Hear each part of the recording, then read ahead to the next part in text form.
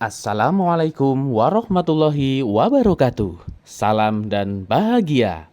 Bapak Ibu Guru, berjumpa kembali dengan saya, Budi Prasetyo, calon guru penggerak dari Kabupaten Wonosobo. Video ini adalah koneksi antar materi modul 2.1 pembelajaran berdiferensiasi. Apa itu pembelajaran berdiferensiasi? Pembelajaran berdiferensiasi adalah usaha guru dalam menyesuaikan proses pembelajaran di kelas untuk memenuhi kebutuhan belajar individu murid. Artinya, pembelajaran berdiferensiasi adalah pembelajaran untuk mendukung semua murid di kelas kita. Maksudnya apa? Ingat bahwa setiap anak adalah unik.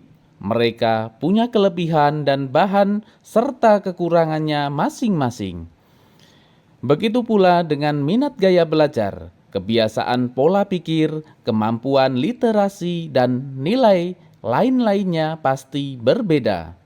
Nah, disinilah diperlukan usaha guru untuk dapat memenuhi kebutuhan belajar murid yang berbeda-beda, agar mereka merasa nyaman saat belajar di kelas dan tentunya tujuan pembelajaran dapat tercapai. Lalu, bagaimana cara untuk dapat melakukan pembelajaran berdiferensiasi di kelas? Agar dapat melakukan pembelajaran berdiferensiasi, guru harus memahami tujuan pembelajaran terlebih dahulu. Selanjutnya, mengetahui dan merespon kebutuhan belajar murid, menciptakan lingkungan belajar yang mengundang murid untuk belajar, melakukan manajemen kelas yang efektif, dan lakukan penilaian berkelanjutan. Berkaitan dengan kebutuhan belajar murid, guru harus memahami 3 aspek berikut ini. Yang pertama, kesiapan belajar murid atau readiness. Kesiapan belajar mengharuskan murid dan guru untuk menilai pengetahuan awal dan menentukan apa yang telah murid ketahui dan di mana murid berada. Yang kedua, minat murid. Minat setiap anak pastinya berbeda-beda. Minat adalah salah satu motivator penting bagi murid untuk terlibat aktif dalam proses pembelajaran. Dan yang ketiga, profil belajar murid. Profil belajar murid berkaitan dengan lingkungan budaya gaya belajar dan kecerdasan majemuk yang berbeda antara satu anak dengan yang lainnya. Kebutuhan belajar murid dapat diidentifikasi berdasarkan cara-cara berikut ini. Mengamati perilaku murid-murid, mengidentifikasi pengetahuan awal, mereview dan melakukan refleksi terhadap praktek pengajaran, berbicara dengan guru murid sebelumnya, membaca rapot murid di kelas sebelumnya, atau bisa juga menggunakan berbagai penilaian-penilaian formatif dan diagnostik. Strategi untuk mendiferensiasi pembelajaran bisa dilakukan dengan 3 cara, yaitu diferensiasi konten, diferensiasi proses, dan diferensiasi produk. Guru dapat memilih salah satu atau kombinasi dari ketiganya. Diferensiasi konten berkaitan dengan apa yang kita ajarkan, seperti materi konsep atau keterampilan yang perlu dipelajari berdasarkan kurikulum. Mendiferensiasi konten bisa dilakukan dengan membedakan pengorganisasian atau format penyampaiannya, bukan mengubah atau menurunkan standar kurikulumnya.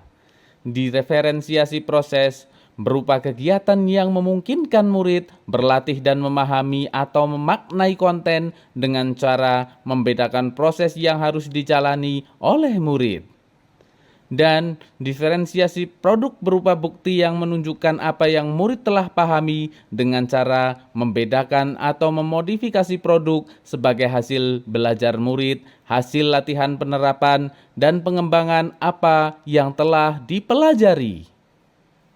Lalu, adakah keterkaitan antara modul pembelajaran berdiferensiasi dengan modul-modul yang lainnya?